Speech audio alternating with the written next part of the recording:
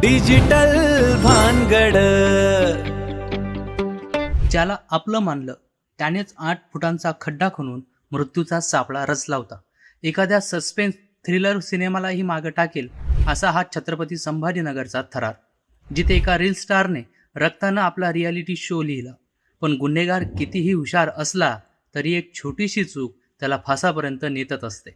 काय होतं ते एक चुकीचं स्पेलिंग ज्याने या मास्टर माइंडचा पर्दाफाश केलाय. मैत्री, पैसा आणि खुनाचा हा खळबळजनक उलगडा पहा फक्त डिजिटल भानगडवर.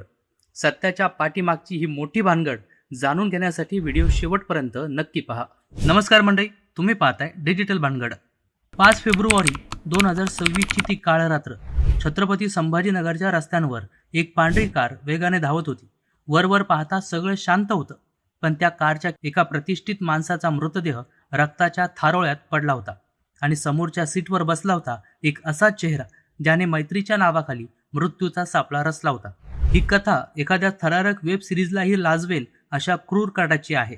ही कथा आहे विशाल राठोड या रिअल लाईफ विलनची आणि शासकीय अभियांत्रिकी महाविद्यालयाचे निवृत्त विभाग प्रमुख राजाभाऊ लोंढे यांच्या दुर्दैवी अंताची.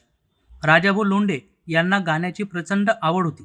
याच आवडीमुळं 3 वर्षापूर्वी एका कार्यक्रमात त्यांची ओळख विशाल राठोडशी झाली. 24 वर्षाचा हा तरुण स्वतःला इव्हेंट मॅनेजर म्हणून घ्यायचा आणि सोशल मीडियावर रील स्टार म्हणून प्रसिद्ध होता. विशालने लोंढेंचा विश्वासाचा फायदा घेत त्यांना एक स्वप्न दाखवलं, लव्ह अँड डिअर नावाच्या एका भव्य रियालिटी शोचं. सर, तुम्ही या शोचे निर्माते व्हा, मोठं नाव होईल असं सांगून त्यांनी लोंढेंकडून तब्बल 50 लाख रुपये उकळले. मात्र हा शो कधी सुरूच झाला नाही. विशालने त्या पैशातून आलिशान गाड्या घेतल्या आणि स्वतःची चैन भागवली.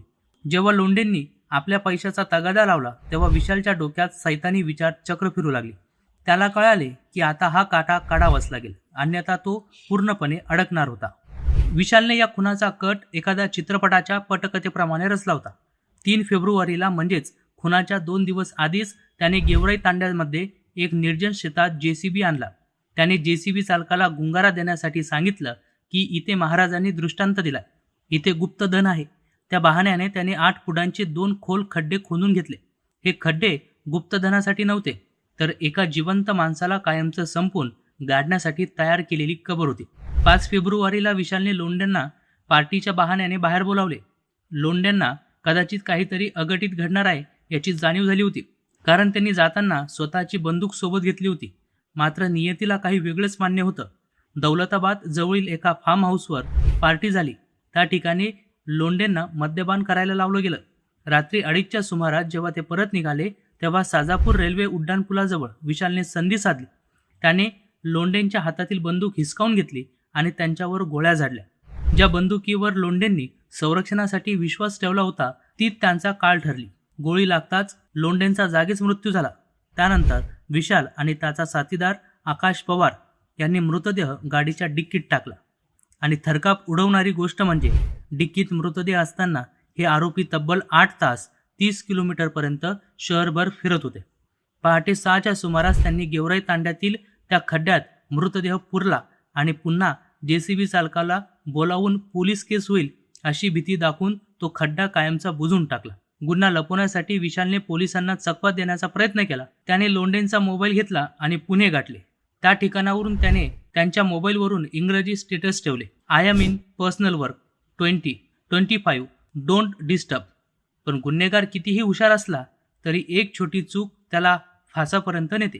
एक विद्वान प्राध्यापक पर्सनल शब्दाचं स्पेलिंग PRRSONAL म्हणजेच चुकीच्या पद्धतीनं कसं लिहू शकतो, हा प्रश्न पोलिसांना पडला आणि तिथूनच तपासाची सुई विशालकडे वळली.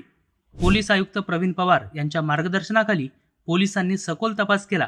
आरोपी आकाशनं सुरुवातीला पोलिसांना सांगितलं की तो गाडीत झोपला होता, पण CCTV फुटेजनं त्याची पोलखोल केली. अखेर या डिजिटल व्हिलनचा चेहरा जगासमोर आला आणि पोलिसांनी या भीषण हत्याकांडाचा उलगडा केला. 50 लाखाच्या हव्यासापोटी एका तरुणाने स्वतःचा विवेक विकला आणि एका निष्पाप प्राध्यापकाच्या रक्ताने आपला स्वतःचा रियालिटी शो संपवला.